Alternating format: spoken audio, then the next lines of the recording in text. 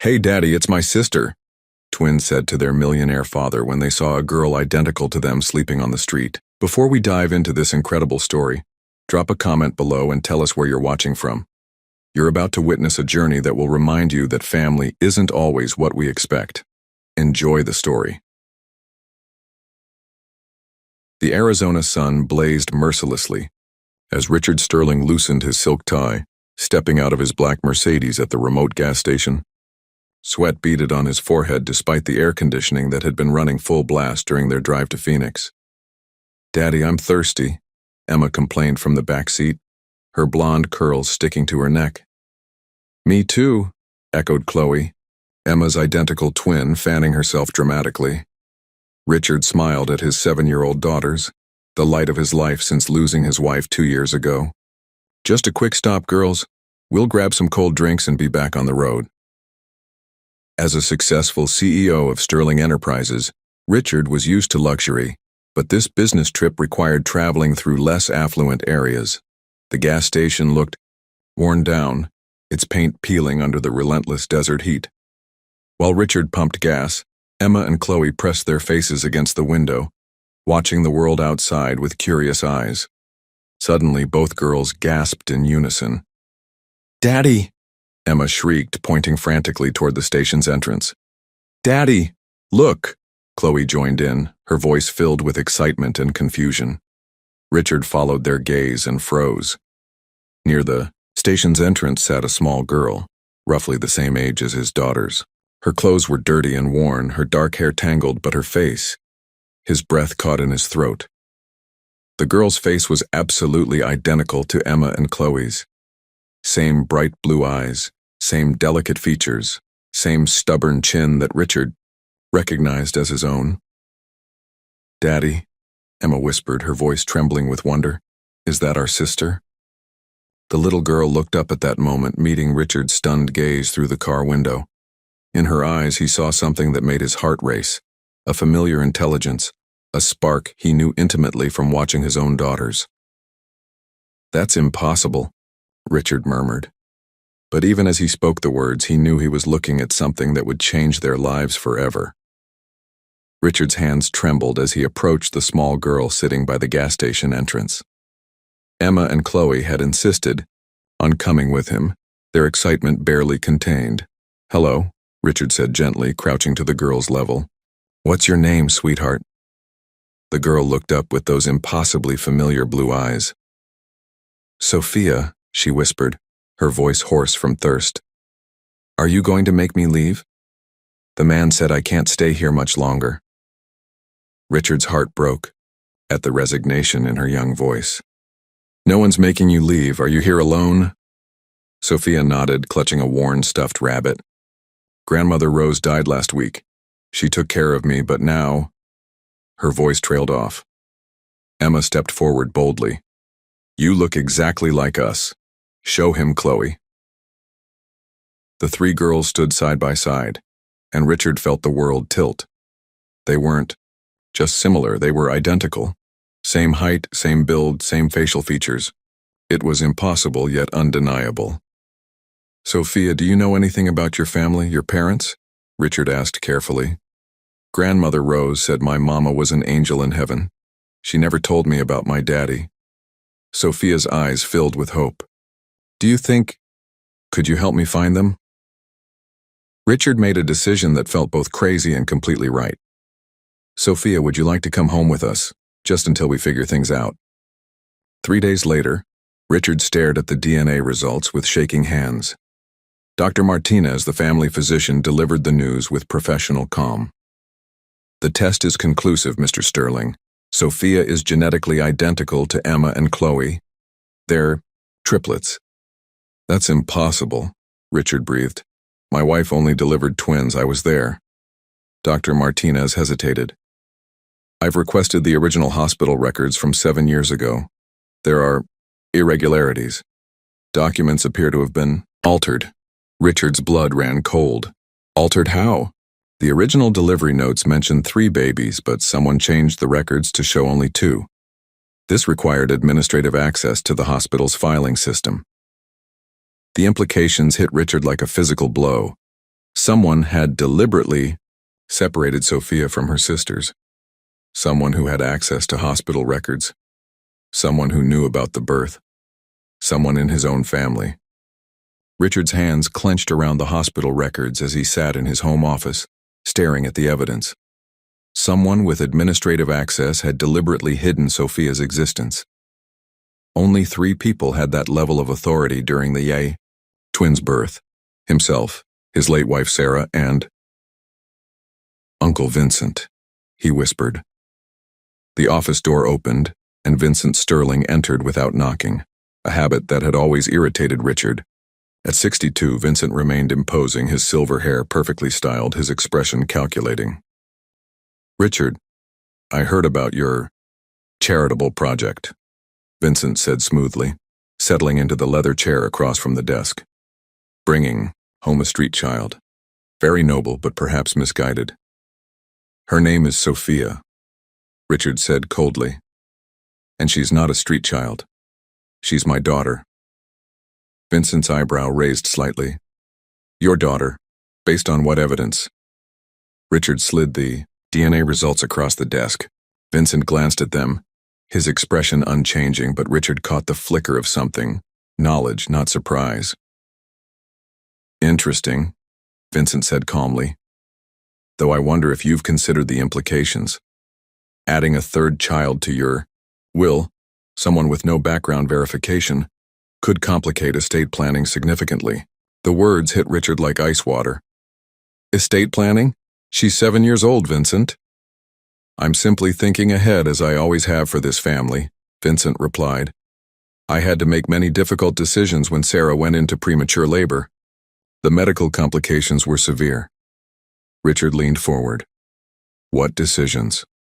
"Life or death choices, Richard. You were in shock, unable to function. Someone had to ensure the family's interests were protected." "Protected from what?" Vincent's mask slipped slightly, revealing cold calculation beneath. "From complications that could have destroyed everything your father built. Sometimes sacrifices must be made for the greater good." Richard's blood turned to ice as understanding dawned. "You knew about Sophia. You've always known." Vincent stood smoothly. "I suggest you consider carefully, Richard. That girl's sudden appearance could destabilize everything. Your other daughters. Security, the company's stability, our family's reputation. Some doors once opened can never be closed again." As Vincent left, Richard stared at the DNA results with new eyes. His uncle hadn't just known about Sophia. He'd been the one to hide her. The question was why. Sophia stood frozen in the marble foyer of the Sterling mansion, clutching her worn stuffed rabbit. The chandelier above sparkled like captured stars, and the silence felt suffocating after years of street noise. "This is your room," Emma announced proudly, leading Sophia up the grand staircase. The bedroom was larger than any place Sophia had ever lived, decorated in soft pastels with a canopy bed that looked like something from a fairy tale. "It's beautiful," Sophia whispered, but her voice carried uncertainty rather than joy. That first week became a battlefield of adjustment. Sophia refused to sleep in the canopy bed, instead curling up on the floor with her rabbit. She hoarded food in her pockets, unable to trust that meals would always be available. "Why won't she eat with us?" Chloe asked Margaret, the family housekeeper, after Sophia again took her dinner to her room. Margaret sighed. "Change is hard, sweetheart. She's learning to trust that she's safe here." Emma and Chloe alternated between fascination and frustration. One moment they'd be braiding each other's hair, marveling at their identical features. The next, they'd argue when Sophia couldn't understand their games or flinched away from sudden movements. "She's weird," Chloe complained after Sophia refused to play with the expensive dollhouse. "She doesn't know how to do anything fun." "She knows how to survive," Richard said quietly, watching Sophia through the window as she sat alone in the garden. "That's something you girls have never had to learn." The private school posed another challenge. Principal Morrison frowned at Sophia's incomplete documentation. "Mr. Sterling, without proper records, immunization certificates, previous school transcripts. She's been living on the streets, Richard said firmly. She had no formal education, but she's brilliant. Give her a chance. Dr. Sarah Hamilton, the child psychologist Richard had hired, observed Sophia carefully during their sessions. She's hypervigilant, Sarah explained, constantly scanning for threats. This is normal for a child who's experienced trauma. That night, Sophia's screams woke the entire household. Richard found her huddled in the corner, sobbing about the bad man in the suit, who used to watch her and grandmother Rose. He came when Rose got sick, Sophia whispered. Rose said he was dangerous, that we had to hide. Richard's blood chilled. Can you describe him? Tall, silver hair, scary eyes. He asked questions about me. As Richard comforted his terrified daughter, Vincent's words echoed in his mind. Some doors once opened can never be closed again. Vincent had been watching Sophia long before Richard found her. The next morning brought Richard's first real glimpse into the children's traumatized world. He found Madison in the kitchen at dawn, stuffing bread rolls into her pockets with practiced stealth. Madison, what are you doing? Richard asked gently. She froze like a deer caught in headlights. Sorry, I'll put them back. Please don't punish Tyler because of me. I'm not angry, Richard assured her, kneeling to her level. But why are you hiding food? In case Derek finds us, Madison whispered. Sometimes he'd lock us up for days. Tyler gets sick when he's hungry. Richard's heart broke a little more. There's always food here, Madison. You never have to hide it again. But old habits died hard. Throughout the day, Richard watched Madison exhibit hyper-vigilant behaviors, checking windows, memorizing exits, positioning herself between Tyler and any potential threat. She refused to let Tyler out of her sight, even hovering outside the bathroom door when he needed privacy. Tyler, meanwhile, jumped at sudden noises and apologized constantly for normal childhood behaviors like spilling juice or laughing too loudly. That evening at dinner, their first formal meal together, Tyler asked an innocent question that hit Richard like a punch to the gut. Mr. Richard, why are you being nice to us? What do you want us to do for you? The question revealed everything about what these children had learned to expect from adults. Love always came with a price. Kindness always demanded payment. I don't want anything from you, Tyler, Richard replied carefully. Sometimes people help each other just because it's the right thing to do. Tyler frowned, processing this foreign concept. But Derek always said we had to earn our keep, that nobody helps anybody for free. Derek was wrong about a lot of things, Richard said firmly. That night, Richard heard soft crying from the hallway. He found Madison huddled in the bathroom, clutching a crumpled photograph with tears streaming down her face. The photo showed a young woman with kind eyes and a warm smile, clearly Madison's mother. The edges were worn from being folded and unfolded countless times. This is all I have left of her, Madison sobbed. Derek said if I wasn't good, he'd throw it away. I was so scared of losing it that I hid it in my shoe. Richard sat beside her, on the cold bathroom floor. She looks like she was a wonderful mother. She was, Madison whispered. She used to sing to us every night. She made Tyler laugh when he had bad dreams. She never hit us, never yelled. She just loved us. She'd be proud of how you've taken care of Tyler, Richard said softly. Madison looked up at him with eyes too old for her 9 years. Do you really think we can stay here? Or will you get tired of us too? The question pierced Richard's heart. These children had been abandoned by every adult who was supposed to protect them. Why should they trust him? I'm not going anywhere, Madison, and neither are you. 3 days of peaceful routine shattered when Derek Morrison arrived at Richard's mansion like a vengeful storm.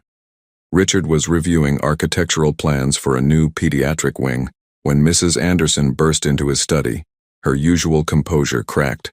Sir, there's a man at the front gate, she said, voice tight with concern. Claims to be the children's guardian. He has documents. Through his study window, Richard watched a disheveled man in his 30s pacing aggressively outside the gates, shouting at the security cameras.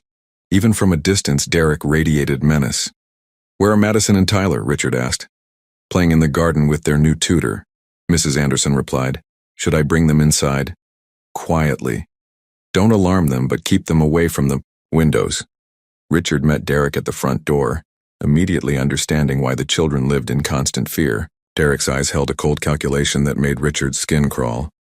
Well, Derek sneered, looking Richard up and down. The famous Richard Wellington. Playing saint with my kids, are we? They're not your children, Richard replied evenly.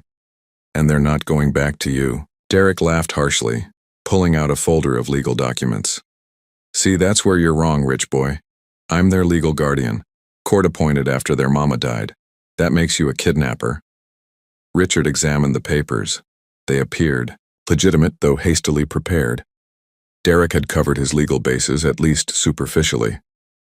These children show clear signs of abuse and neglect, Richard stated coldly. No court will return them to that environment. Prove it, Derek challenged, his smile vicious. Kids get bruises, kids get sick. Accidents happen when you're poor and struggling to survive. But I've been their guardian for 2 years, and some bleeding heart billionaire doesn't get to swoop in and play hero. From somewhere inside the house came the sound of Tyler's frightened crying. He'd spotted Derek through a window. Please, Derek heard Madison's panicked voice. He found us, we have to run. Derek's grin widened. Hear that? They know who they belong to. Now here's how this works, Wellington. You give me my kids back, plus let's say $2 million for the emotional distress you've caused me by keeping them from their loving guardian. You're out of your mind, Richard said flatly. Derek stepped closer, his voice dropping to a menacing whisper. Those kids are my only source of income, and I've got bills to pay. Madison can pull in $50 a day begging, more if she looks sick enough. Tyler's good for 30 on a bad day. You think I'm giving up my gold mine to some rich bastard who'll get bored and dump them in foster care within a month? Richard felt rage building in his chest like molten steel. Get off my property. Derek backed away, but his expression promised. This was far from over. You don't know who you're messing with, Wellington. I survived the streets when my old man threw me out at 15. I learned how to fight dirty, how to make people pay. Those kids are mine legally, and I'm going to get them back one way or another. He pointed toward the house where Madison's terrified face pressed against a window. And when I do, they'll remember what happens to little rats who run away from home. The next morning, Richard's world exploded into chaos. His phone buzzed incessantly with calls from reporters, business associates, and board members. Derek had contacted every major news outlet in Chicago with a carefully crafted story. Billionaire kidnaps. Poor children, screamed the headline on the Chicago Tribune website, featuring a photo of Derek looking appropriately devastated outside Richard's mansion. He just swooped in and stole my babies, Derek told Channel 7 News, crocodile tears streaming down his face. I've raised Madison and Tyler since their mother died. We may be poor, but we're family. This rich man thinks he can buy anything, even other people's children. By afternoon, protesters had gathered outside Wellington Medical Center. Richard's assistant, Miranda, fielded dozens of calls from board members demanding explanations. The Chicago Children's Fund Gala is tonight, Miranda reminded him nervously. The mayor will be there along with every major donor in the city. Perhaps you should consider. I'm not hiding, Richard cut her off, and I'm certainly not abandoning Madison and Tyler. That evening, Richard walked into the grand ballroom of the Palmer House Hotel knowing every eye would be on him. The whispers followed him through the crowd like a toxic cloud. There he is, someone muttered. The child snatcher. Midlife crisis, another voice suggested, playing daddy to boost his image. Chicago's elite circled like vultures, their expressions ranging from curiosity to outright condemnation. Richard had spent 20 years building relationships with these people, and he watched them dissolve in real time. Mayor Patricia Reynolds intercepted him near the bar. Richard, we need to talk. This situation with the children is none of your concern. Richard replied politely but firmly. It becomes my concern when it affects city business, she shot back. The hospital board is reconsidering the South Side expansion project. Your reputation is becoming a liability. Across the room, Richard spotted Derek entering with a cheapy suit and predatory smile. Somehow he'd talked his way into the exclusive event, probably through media connections. Derek made a beeline for Richard, speaking loudly enough for nearby guests to hear. "Mr. Wellington, how nice to see you're enjoying yourself while my children suffer in isolation. I hope you're proud of yourself." The room fell silent, all conversations stopping to watch the confrontation. "Madison and Tyler are safe and happy," Richard replied calmly, "which is more than they ever were with you." Derek's voice cracked with manufactured emotion. "Happy? They're prisoners in your mansion. Madison cries herself to sleep every night, begging to come home to her loving guardian." Richard felt his composure slipping. Derek's lies were so outrageous, yet the crowd seemed to be buying his performance. That's when Richard's phone buzzed with a text from Mrs. Anderson. "Tyler having panic attack. Saw Derek on TV. Please come home." Richard didn't hesitate. He turned away from Derek, from the gala, from the most important social event of the year. "Running away?" Derek called after him mockingly. "That's what guilty men do." As Richard pushed through the crowd toward the exit, he heard the whispers intensify. But for the first time in his life, he didn't care what Chicago's elite thought of him. He had children at home who needed him. Richard's world felt increasingly unstable as Vincent's presence became omnipresent. During a particularly stressful board meeting, Vincent dropped a bombshell. "I've been conducting my own investigation," Vincent announced, sliding a folder across the conference table. "There are disturbing inconsistencies in this Sophia situation." Richard's blood chilled as he opened the folder. Inside were photographs of Rose with another man, someone who looked remarkably similar to Richard. "This man was seen with Rose and Sophia regularly," Vincent continued smoothly. "DNA technology isn't infallible, Richard. Perhaps Sophia resembles your daughters for a different reason entirely." The board members exchanged uncomfortable glances as Vincent pressed on. "I've spoken with the orphanage administrator. They have no record of Sophia ever being there. Rose's story doesn't check out." Richard stared at the photographs, doubt creeping into his mind like poison. "This proves nothing, doesn't it? A mentally unstable homeless woman creates an elaborate fantasy about a lost child. A traumatized little girl adopts that story as her own reality. You, grieving your wife, desperately want to believe it." That night, Richard found himself studying Sophia as she played with Emma and Chloe. Their similarities were undeniable, but Vincent's words echoed relentlessly. What if he'd been manipulated? What if Rose had coached Sophia to approach him? Dr. Sarah noticed his withdrawal immediately. "You're questioning the DNA results," she observed during their session. "Vincent showed me evidence that Rose might have fabricated her story. What if Sophia isn't really my daughter? Richard, think about what you're saying. Would that change how you feel about her?" But the damage was done. Richard found himself pulling back, analyzing Sophia's every gesture for signs of deception. When she called him daddy, he wondered if it was genuine or learned behavior. Sophia sensed the change immediately. Her nightmares returned with vicious intensity. "He's coming back," she sobbed one night. "The silver-haired man. He told Rose he would take me away if she didn't stop lying." "What lies?" Richard asked, his voice sharper than intended. Sophia recoiled as if struck. I don't know. Rose said we had to keep secrets to stay safe." Vincent's final blow came via text message late that night. "The DNA lab that processed Sophia's test has been investigated for falsifying results. Perhaps we should run a second test at a different facility?" Richard stared at his phone, everything he believed crumbling around him. Richard's phone rang at 6 a.m., an unknown number, but something compelled him to answer. "Mr. Sterling, this is Dr. Patricia Wells from Mercy Hospital. I worked with Rose Martinez years ago. I saw the news about Sophia, and I need to tell you the truth." Richard's heart pounded as he stepped onto his balcony, away from the sleeping girls. "Rose wasn't lying," Dr. Wells continued, her voice shaking. "I was there the night your triplets were born.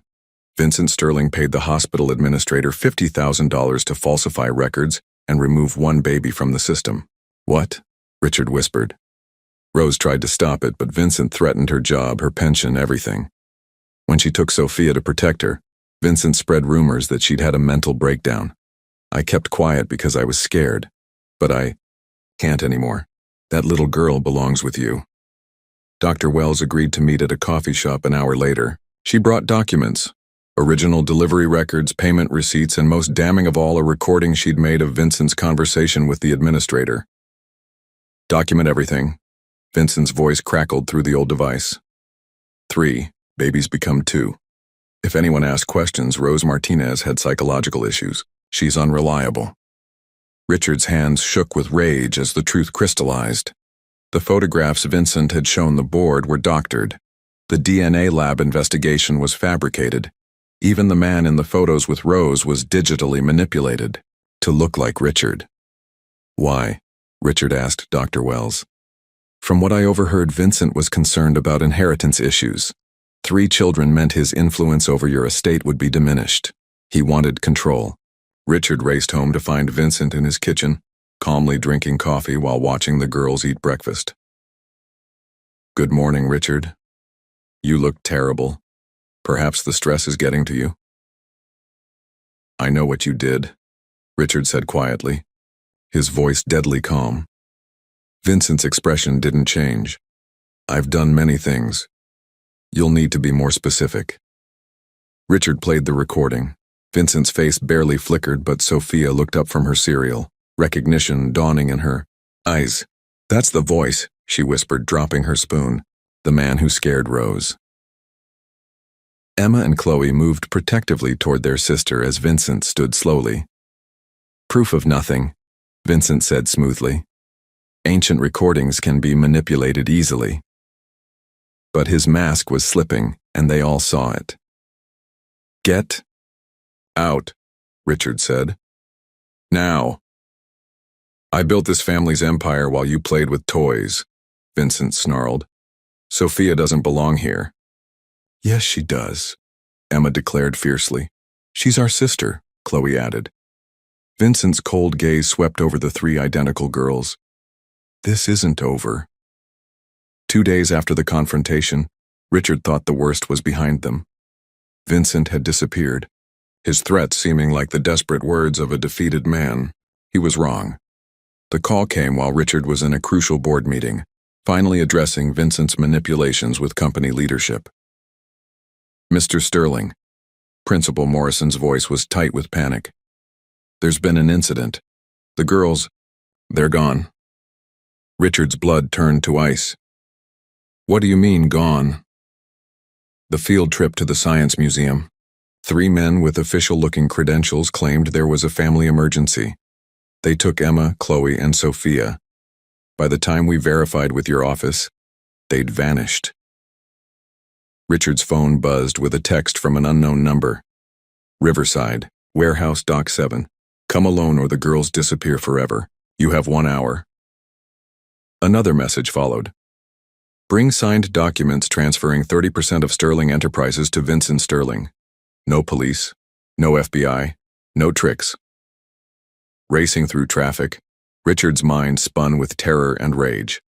Vincent had planned this meticulously, waiting for the perfect moment when the girls would be away from their bodyguards on a school trip.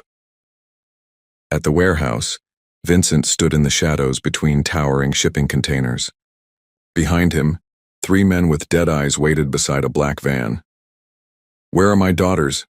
Richard demanded. Safe for now. Dock 7 has excellent soundproofing. No one will hear them if things go badly. Vincent pulled out a tablet showing grainy footage of 3 small figures huddled together in what looked like a storage room. 30% ownership, Richard. That's all I've ever asked for, what I deserve after building this empire. This isn't about the company, Richard realized. You're sick. You stole my daughter, destroyed a woman's life, traumatized children. I protected the family legacy. Vincent exploded. Your father chose you over me despite everything I sacrificed. 3 children would have complicated inheritance even further. Richard saw the madness clearly now. Years of resentment had twisted Vincent into something monstrous. "The contracts," Vincent demanded, extending his hand. Richard pulled out the documents his lawyers had quickly prepared. "Let me see them first. Let me know they're alive." Vincent's smile was cold. "Oh, Richard, did you really think I'd let you all live after this? Too many loose ends?" Inside the cold storage room, Emma, Chloe, and Sophia huddled together on the concrete floor. The metal door had slammed shut hours ago, leaving them in near darkness with only a small ventilation grate providing dim light. "I'm scared," Chloe whispered, tears streaming down her face. "Me too," Emma admitted, but she squeezed Sophia's hand. "Sophia, you lived on the streets. Do you know how to get out of places like this?" Sophia's eyes adjusted to the darkness as memories of grandmother. Rose's survival lessons flooded back. "Rose taught me things," she said quietly. "She said bad men sometimes take children and we had to be smart." She stood up, examining their prison methodically. The walls were solid concrete, but the ventilation grate caught her attention. It was larger than it appeared from below, and Rose had once shown her how to check if vents connected to other rooms. "Help me up," Sophia instructed. Emma and Chloe formed a human ladder, lifting their sister toward the grate. Sophia's small fingers worked at the screws. "Rose always carried a bobby pin for emergencies," she murmured, using her own hair clip to loosen the grate. "What do you see?" Emma asked anxiously. "The vent goes to another room. I can hear voices on them and water dripping. We're near the docks, just like the silver-haired man said."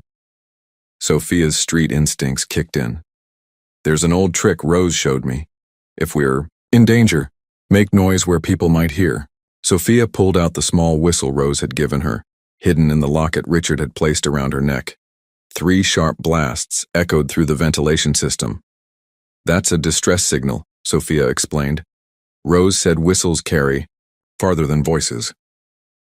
Meanwhile, Sophia began working on something else Rose had taught her: how to leave messages. Using a sharp piece of concrete, she scratched letters into the metal vent cover. "Doc 7 help us, ES." Emma and Chloe watched in amazement as their sister demonstrated survival skills they'd never imagined. "There's something else," Sophia said, pulling them back into a huddle. "Rose taught me that bad men always have patterns. They check on prisoners. At regular times, we need to be ready when that door opens." "Ready for what?" Chloe asked. Sophia's eyes gleamed with determination that reminded them both of their father. "Ready to run." Richard stared at the contracts in his hands, Vincent's ultimatum echoing in the warehouse air. 30% of Sterling Enterprises. Everything his father had built for his daughters' lives. "You have 5 minutes to decide," Vincent said coldly, checking his expensive watch. "Sign those papers or the girls disappear forever." Richard's mind raced. The FBI was already tracking his phone, but Vincent had chosen this location perfectly, an abandoned section of the docks where response time would be too slow.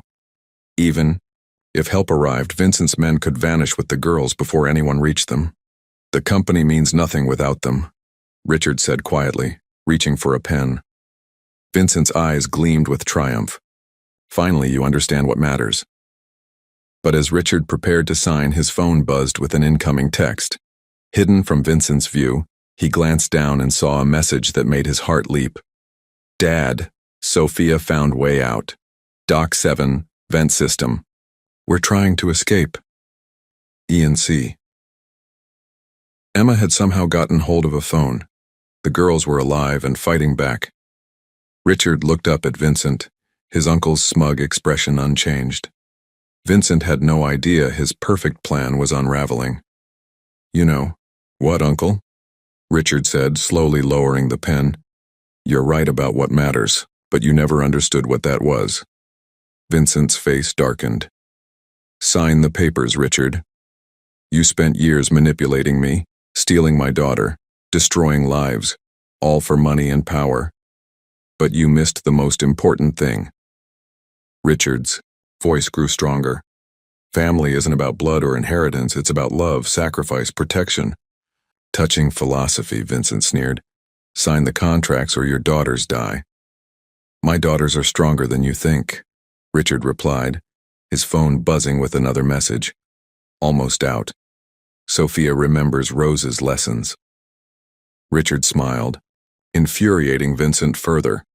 You underestimated them just like you underestimated me. They're not victims, they're fighters. Vincent lunged forward, grabbing Richard's shirt. You're bluffing. Call your men, Richard challenged. Check. On the girls. Vincent's confidence wavered as he barked orders into his radio. Static answered, then panicked voices. Boss, they're gone. The room is empty. Richard's smile widened. Game over, Vincent. Vincent's face contorted with rage as his carefully orchestrated plan crumbled. Find them, he screamed into his radio. They're just children. But Richard could hear the panic in his uncle's voice. The man who had controlled every situation for decades was finally losing control. It's over, Vincent, Richard said, pulling out his phone to call the police. Vincent grabbed Richard's wrist with surprising strength. You think this is over? You have no idea what I'm capable of. I know you separated Sophia from her sisters. I know you paid hospital officials. I know you threatened Rose. I did more than threaten her, Vincent snarled, his mask finally slipping completely. Rose Martinez was going to expose everything. She had to be stopped. Richard's blood froze. What are you saying? The old woman's death wasn't natural, Vincent continued, rage making him reckless. She was planning to contact you directly.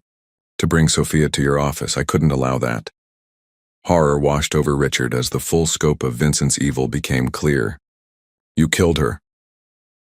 I eliminated a problem, Vincent corrected coldly. Just like I eliminated problems before.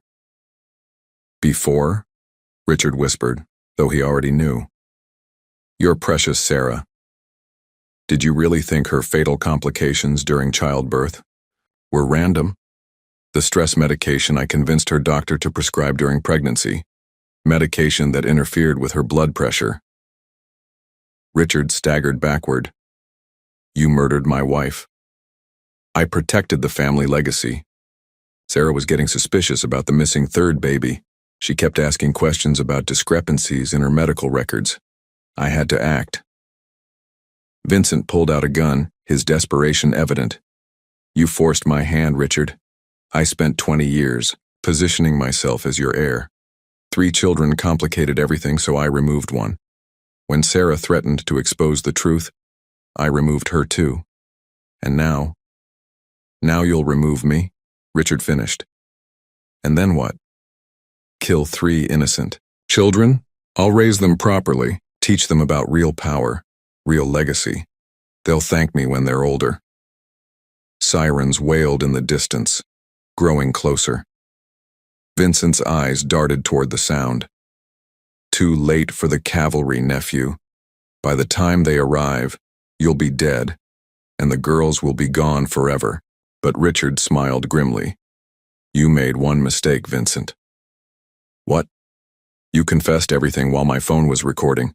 The FBI has heard every word. FBI agents surrounded the warehouse as Vincent's face went white with realization. His decades of careful manipulation had unraveled in minutes due to his own rage-fueled confessions. Drop the weapon, Agent Martinez shouted through a megaphone. Vincent spun wildly, gun still pointed at Richard. This isn't how it ends. I built everything. You destroyed everything, Richard countered, stepping closer despite the weapon. Sarah, Rose, Sophia's childhood, all sacrificed for your greed. Through the warehouse's broken windows, Richard spotted 3 small figures running toward the FBI perimeter. Emma, Chloe, and Sophia had escaped through the ventilation system, just as Sophia's street-smart instincts had planned. Daddy? Sophia's voice carried across the dock, filled with relief and love. Vincent's eyes followed Richard's gaze to the girls. His last leverage was gone, but desperation made him dangerous. If I can't have the company, nobody can, Vincent snarled, swinging the gun toward the approaching children. Richard didn't hesitate. Years of corporate negotiations had taught him to read people, and he saw the exact moment Vincent's finger moved toward the trigger. Richard lunged forward, tackling his uncle just as the gun fired harmlessly into the air. They crashed to the concrete together, Vincent's weapon skittering away. FBI agents swarmed the area, but the fight was already over. Vincent lay beneath Richard, his face a mask of defeat and fury. 20 years, Vincent gasped. 20 years I waited for what should have been mine. It was never yours, Richard said quietly, standing as agents cuffed his uncle. Dad built the company for family, not for power. You never understood the difference. Agent Martinez approached with Richard's phone. We recorded everything. Mr. Sterling, his confessions about the hospital bribes, Rose Martinez's death and your wife's murder. It's all admissible evidence. Vincent was loaded into a police van, his silver hair disheveled, his expensive suit torn. As the doors slammed shut, he looked through the window at Richard one last time. You think you've won? Vincent called out. You'll never escape what I've done to your family. But Richard wasn't listening. Emma, Chloe, and Sophia raced toward him, their identical faces streaked with tears and dirt but glowing with relief. He knelt as they crashed into his arms, holding all three daughters tightly. We did it, Daddy, Sophia whispered. Rose's lessons saved us. You saved yourselves, Richard said, his voice thick with emotion and pride. 1 year later, Richard stood in the backyard of their new home, a warm, welcoming house far from the cold marble mansion where secrets had festered. Laughter filled the air as Emma, Chloe, and Sophia chased their new golden retriever, Rosie, named in honor of the woman who had protected Sophia when no one else could. Higher, Daddy, Sophia called from the swing Richard had built himself, her blonde curls catching the afternoon sunlight. The nightmares were gone now, replaced by the confident joy of a child who knew she was loved unconditionally. Dr. Sarah Hamilton approached, carrying a birthday cake decorated with 8 candles. Hard to believe they're 8 today, she smiled, watching the triplets play together with the natural ease of sisters who had never truly been apart. Time flies when you're actually living it, Richard replied, no longer the workaholic CEO who had missed so many precious moments. He'd stepped back from daily operations at Sterling Enterprises, which now thrived under new leadership, while he focused on what truly mattered. Any regrets about giving up the corporate life? Sarah asked. Richard shook his head, watching Sophia teach her sisters a game Rose had shown her. I spent years chasing success I already had. These girls, they're my real legacy. The Jessica Parker Foundation, established in honor of Sophia's guardian angel, had grown beyond Richard's wildest hopes. Hundreds of lost children had been reunited with families, and Rose's story had inspired new protocols to prevent future separations. Vincent was serving 3 consecutive life sentences for murder, conspiracy, and kidnapping. Richard felt no satisfaction in his uncle's downfall, only sadness for the brilliant man who had chosen power over family. Daddy, come see, Emma called excitedly. The girls had found something in the garden, a time capsule they'd buried together 6 months ago. Inside were drawings they'd made of their perfect family, 3 little girls holding hands with their father, and floating above them in the clouds, 2 angels, Sarah and Rose, watching over them all. Do you think they're proud of us? Sophia asked, touching the picture gently. I know they are, Richard said, pulling all 3 daughters close. Mom would be amazed by how brave and kind you all are. And Rose, she'd be so happy to see you home where you belong. As the sun set over their backyard, Richard reflected on the journey that had brought them here. A chance encounter at a gas station had shattered his carefully controlled world, revealing that the most important things in life couldn't be planned or purchased, only loved, protected, and cherished. Sophia looked up at him with those brilliant blue eyes that had changed everything. Thank you for finding me, Daddy.